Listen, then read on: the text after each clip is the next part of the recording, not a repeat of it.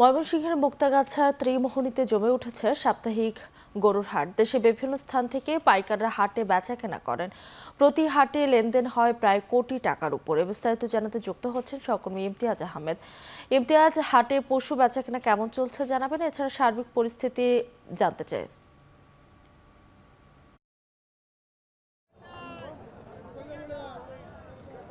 তো আমি রয়েছি ময়মনসিংহ বিভাগের অন্যতম একটি বৃহৎ পশুর হাটে, যেটি ময়মনসিংহ জেলার মুক্তাগাছা উপজেলার ঠিক আইমন নদীর পাশেই এই মুক্তাগাছা ত্রিমোহনী নতুন বাজার হাটটি, যেটি প্রতি বৃহস্পতিবার বুধবার এই হাটটি বসে এবং খুবই জমজমাট হয় এই হাটটি। এবং এই হাটে যেহেতু এই হাটের পাশ দিয়ে যে মহাসড়কটি রয়েছে সেটি কিন্তু একদিকে ময়মনসিংহ টাঙ্গাইল মহাসড়ক, এবং এটি কিন্তু টাঙ্গাইল হয়ে সিরাজগঞ্জ, বগুড়া, রাজশাহী, রংপুর, আবার অন্যদিকে ময়মনসিংহ, জামালপুর, নেত্রকোনা, কিশোরগঞ্জ, সিলেট, মূলত এই অঞ্চলের যে মানুষগুলো রয়েছে, বিশেষ করে পাইকার ফড়িয়া যারা রয়েছেন, তারা কিন্তু গরু কিনতে এবং বিক্রি করার জন্য কিন্তু এই হাটে প্রতি বুধবার আসেন।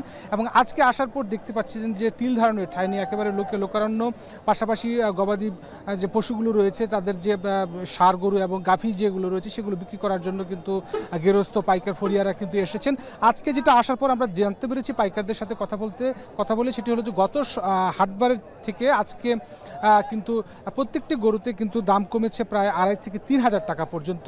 এবং যেখানে বলা হচ্ছে যে ছোট সাইজের যে গরুগুলো রয়েছে সেগুলো কিন্তু আসলে 75 থেকে 80,000 টাকার নিচে পাওয়া যাচ্ছে না। এই গরুগুলোর চাহিদা বেশি এবং যার কারণে একটু দাম বেশি যাচ্ছে। তবে বড় সাইজের যে গরুগুলো রয়েছে, মাঝারি বড় সাইজের যে গরুগুলো, সেগুলোর দামটা কিন্তু তুলনামূলক কিছুটা কম। আমরা এখানে দেখতে পেরেছি যে সর্বনিম্ন 65,000 থেকে শুরু করে সর্বোচ্চ 7 লাখ 8 লাখ টাকা পর্যন্ত কিন্তু ষাঁড় গরু এখানে উঠেছে এবং গাভী উঠেছে। এবং এখানে মূলত যে একেবারে দেশি গরুর যে একটা অভয়ারণ্য সেটা কিন্তু বলা যায়। এবং বিভিন্ন উপজেলা থেকে যারা গেরস্থ রয়েছেন তারা কিন্তু এখানে তাদের পশুগুলো কিন্তু বিক্রি করার জন্য আসেন। এবং অনেক পাইকাররা রয়েছেন যারা আসলে বিভিন্ন উপজেলায় গ্রামে ঘুরে তারা গরুগুলো কিনেন এবং তারপরে কিন্তু 10-12 দিন লালন পালন করেই হাটে আবার বিক্রি করতে আসেন। মূলত পাইকার ফরিয়াররা কিন্তু সবচেয়ে বেশি এখানে ব্যবসা বাণিজ্য করেন এবং প্রতি হাটে 1 কোটি টাকার মতো কিন্তু এই হাটে লেনদেন হয়।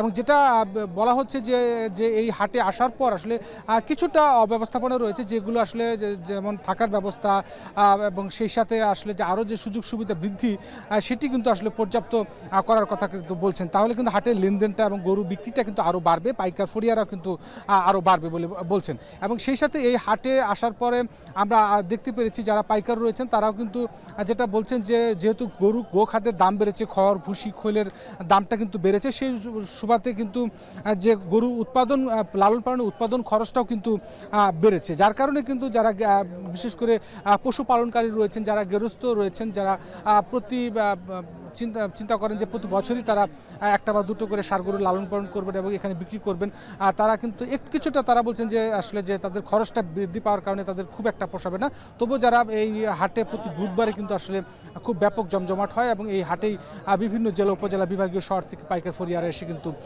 গরু ক্রয় বিক্রয় করে। এই ছিল ময়মনসিংহের মুক্তাগাছা ত্রিমোহনী নতুন বাজার হাট থেকে আমার কাছে সর্বশেষ। মিতু।